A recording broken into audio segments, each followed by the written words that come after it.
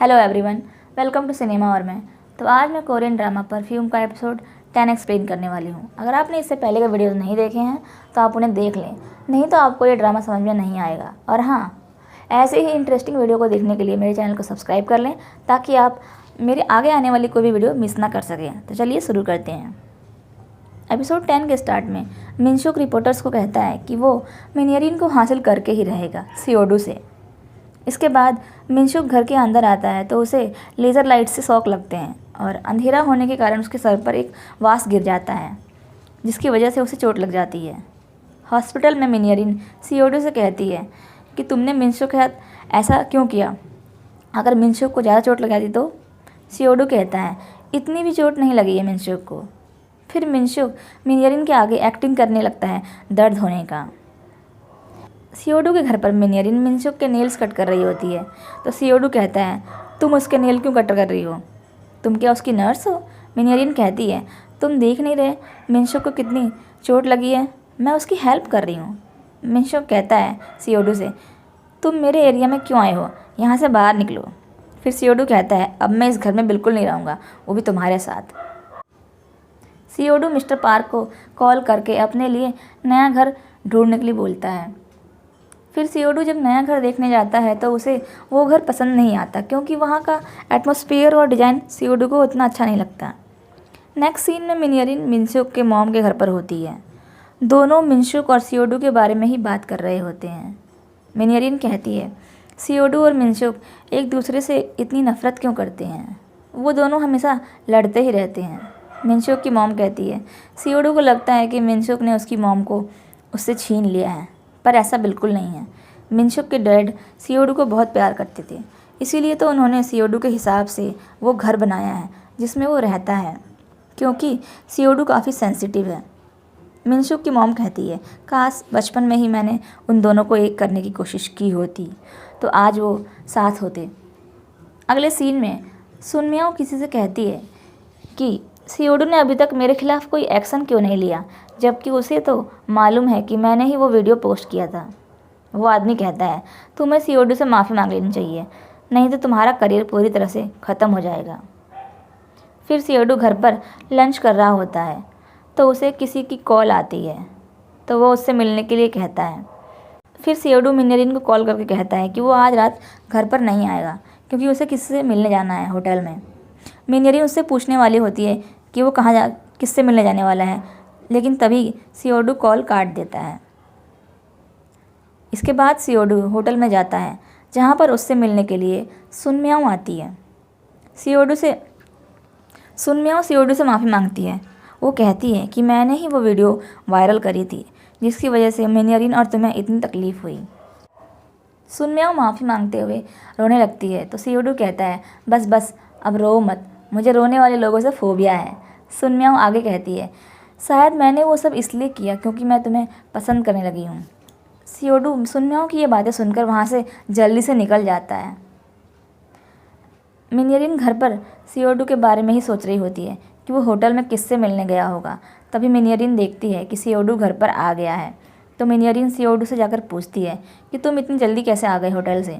सियोडू कहता है तुम्हें इतना इंटरेस्ट क्यों आ रहा है कि मैं जल्दी क्यों आ गया। मिनयरिन कहती है मैं तो बस कैजुअली पूछ रही थी। इसके बाद मिनयरिन मिनशुक से बात कर रही होती है तो मिनशुक मिनयरिन से कहता है क्या तुम अब मॉडलिंग नहीं करना चाहती, मॉडल बनना तो तुम्हारा सपना था ना। मिनयरिन तुम मेरे और सियोडू की वजह से काफ़ी कुछ सफ़र कर रही हो।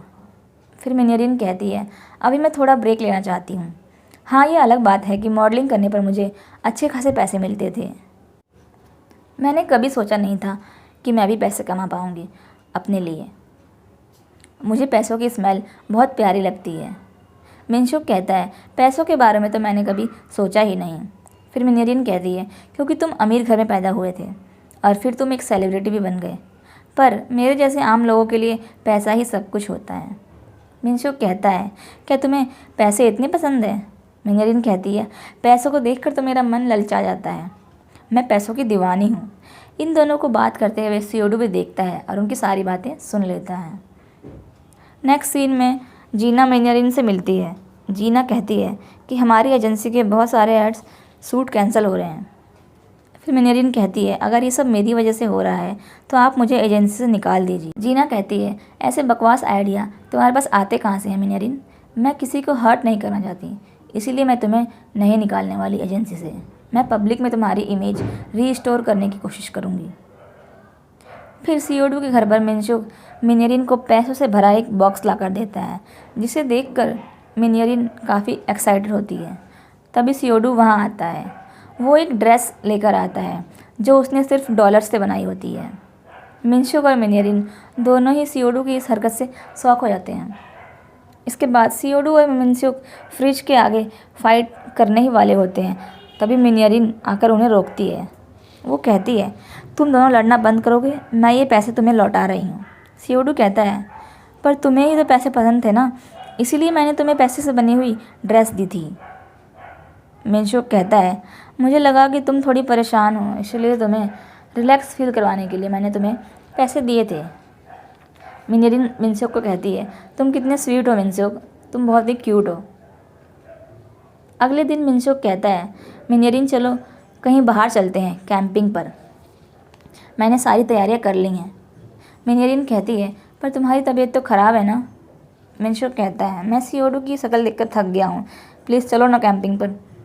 फिर दोनों कैंप पर जाते हैं, जहाँ मिनशुक कहता है, इस जगह से मेरी बहुत सी यादें जुड़ी हुई हैं। यहीं पर CO2 ने मेरा बचपन ख़राब कर दिया था। तभी से मैं और CO2 एक दूसरे से नफरत करने लगे। फिर मिनरिन को आइडिया आता है कि यही सही मौका है दोनों भाइयों को मिलाने का। इसीलिए मिनरिन CO2 को कॉल करके कहती है कि वो और मिनशुक कैंपिंग पर आए हैं ताकि CO2 भी वहाँ आ जाए। CO2 भी मिनरिन की बात सुनकर तुरंत कैंपिंग वाली जगह के लिए निकल जाता है। पर CO2 को कैंप पर जाने के लिए ट्रक में लिफ्ट लेनी पड़ती है। CO2 को वही आदमी लिफ्ट देता है जिसने फर्स्ट एपिसोड में मिनरिन को परफ्यूम डिलीवर किया था। CO2 कैंप वाली जगह पर पहुंचकर मिनशुक और मिनरिन से लड़ने लगता है। वो कहता है, तुम दोनों की हिम्मत कैसी हुई मेरे बगैर कैंपिंग करने की? तुम्हें पता भी है मुझे यहाँ आने के लिए एक ट्रक में लिफ्ट लेनी पड़ी। मैं कितना डर गया था अगर वो मुझे किडनैप कर लेता तो। फिर रात में CO2, मिनशुक और मिनरिन तीनों साथ बैठे होते हैं और ड्रिंक कर रहे होते हैं। मिनशुक कहता है कि मैं लाई डिटेक्टर लाया हूँ, क्यों ना हम ट्रूथ एंड डेयर खेलें। तीनों खेलना स्टार्ट कर देते हैं। मिनशुक कहता है, अगर मैं और CO2 पानी में डूब रहे हों तो तुम किसे बचाओगे मिनरिन? मिनरिन कहती है, मैं तो मिनशुक को ही बचाऊंगी। CO2 कहता है, तुम मुझ जैसे जीनियस को छोड़कर इस बेवकूफ़ को बचाओगी डूबने से? फिर मिनरिन कहती है, तुम तो पानी में गिरने के नाम से ही मर जाओगे, तो तुम्हें बचाने का क्या फ़ायदा?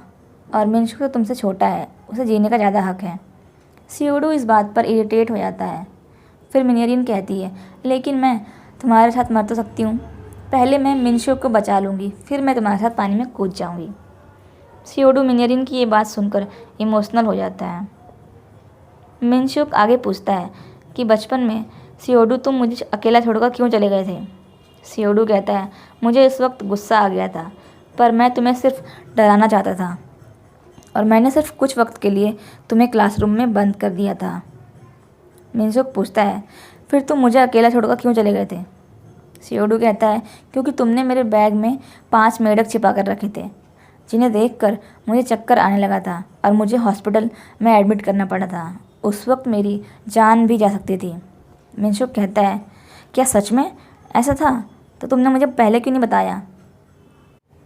मिनशुक कहता है, अगर मुझे पहले मालूम होता तो मैं तुमसे इतनी नफ़रत नहीं करता। CO2 कहता है, क्योंकि मैं यही चाहता था कि तुम मुझसे नफ़रत करो ताकि मैं भी तुमसे नफ़रत कर सकूं। उधर जीना CO2 को लेकर परेशान हो रही होती है कि CO2 कहाँ चला गया, क्योंकि CO2 ने किसी को बताया नहीं था कि वो कहाँ जा रहा है। फिर मिस्टर पार्क जीना को बताते हैं कि CCTV फुटेज में मैंने CO2 को देखा, वो किसी ट्रक में बैठकर कहीं जा रहा है। वो ट्रक पैराडाइज डिलीवरी सर्विस का था। कैंप वाली जगह पे रात में सोते वक्त वहाँ पर सिर्फ एक ही बेड होता है जिस पर तीनों को एडजस्ट करके सोना पड़ता है। सुबह मिनरिन यानी मिनजही दोनों भाइयों को साथ देकर बहुत खुश होती है। थोड़ी देर बाद जब CO2 उठता है तो उसे बग बाइट की वजह से एलर्जी हो जाती है, तो मिनशुक CO2 को फर्स्ट एड देकर ठीक करता है। फिर मिस्टर पार्क वहाँ आते हैं और CO2 को देखकर उसके बारे में पूछते हैं कि वो ठीक तो है ना। तो मिनरिन कहती है आज मिनशुक की वजह से सियोडू जिंदा है, उसी ने उन्हें फर्स्ट एड से बचाया है। सियोडू कहता है तुम हमेशा मिनशुक की बातें क्यों करती हो, मुझे बहुत बुरा लगता है। फिर मिनरिन कहती है तुम्हारी एलर्जी को ठीक करने के लिए हम एक मेडिटेशन थेरेपिस्ट के पास जाएंगे। तभी मिनरिन को किम ताएजुन का मैसेज आता है कि उसने डाइवोर्स पेपर बनवा लिए हैं, कल सुबह कोर्ट के बाहर आकर मुझसे मिलना। किम ताएजुन मिनरिन का मैसेज रिसीव करता है और एक वीक्ड सी स्माइल देता है। नेक्स्ट डे मिन जेही किम ताएजुन से मिलने जाती है और कहती है कहाँ साइन करना है बताओ, डाइवोर्स पेपर कहाँ है दिखाओ मुझे। पर किम ताएजुन के दिमाग में तो कुछ और ही चल रहा है। वो कहता है कि मैंने अपनी गर्लफ्रेंड से ब्रेकअप कर लिया है, मेरी ज़िंदगी में हमेशा से सिर्फ एक ही औरत थी और वो हो तुम मिन जेही। क्यों ना हम अपनी बेटी जिंगक्यांग के लिए दोबारा एक दूसरे को मौका दे। मिन जेही कहती है और तुमने जो मुझे 10 सालों तक डाइवोर्स के लिए फोर्स किया है उसका क्या। जिंगक्यांग अगर मुझे दोबारा समझौता करते हुए देखेगी तो उसे लगेगा कि मैंने अपनी ज़िंदगी से हार मान ली है, इसीलिए मैं तुमसे डाइवोर्स लेना चाहती हूँ और मैं उसकी नज़रों में गिरना नहीं चाहती। किम ताएजुन मिन जेही को इमोशनल करने की कोशिश करता है, पर मिन जेही तो फैसला कर चुकी थी कि वो किम ताएजुन से डाइवोर्स लेकर ही रहेगी। नेक्स्ट सीन में मिन जेही और सियोडू एक थेरेपिस्ट के पास जाते हैं सियोडू का इलाज करवाने के लिए, जहाँ पर सियोडू के एलर्जीज़ को ट्रीट करने का प्रोसेस स्टार्ट हो जाता है। मिन जेही भी सियोडू के साथ थेरेपी में पार्टिसिपेट करती है। थेरेपी के वक्त मिन जेही किम ताएजुन की बैड बिहेवियर को याद करके इमोशनल हो जाती है और ज़ोर ज़ोर से रोने लगती है, तो सियोडू उसे संभालता है।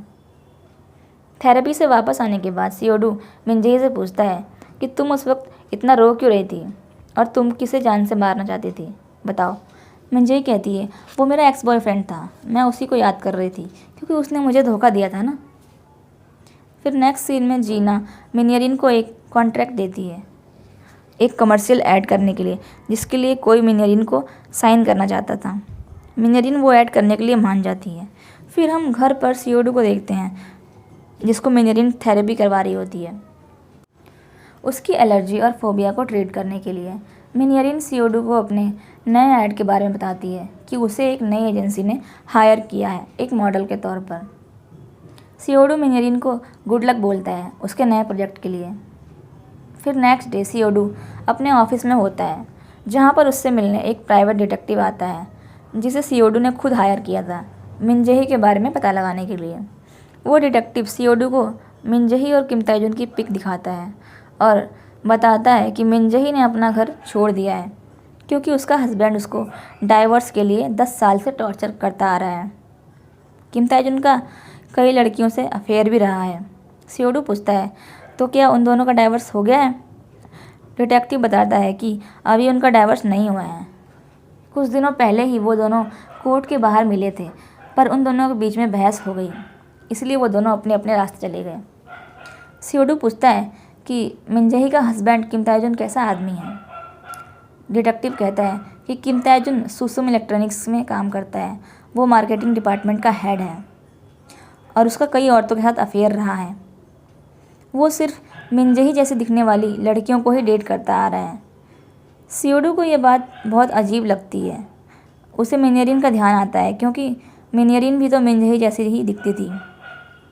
अगले सीन में मिन जेही यानी मिनरिन उस ऐड के लिए अपने क्लाइंट से मिलने जाती है।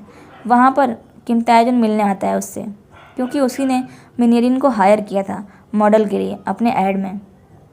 किम ताएजुन मिनरिन को मिन जेही कहकर बुलाता है और कहता है कि मैं जानता हूँ कि तुम ही मिन जेही हो और अब मैं तुम्हें डाइवोर्स तो बिल्कुल नहीं दूंगा। मिनरिन वहाँ से जाने लगती है उस ऐड को कैंसिल करके, पर किम ताएजुन मिनरिन को हैरास करने लगता है। तभी सियोडू वहाँ आता है और किम ताएजुन को एक ज़ोरदार पंच मारता है और ये एपिसोड यहीं पर ख़त्म हो जाता है। अगर आपको वीडियो अच्छी लगी है तो वीडियो को लाइक करें, चैनल को सब्सक्राइब करें और ऐसे ही इंटरेस्टिंग वीडियोज़ के लिए हमारे साथ जुड़े रहिए। Thanks for watching.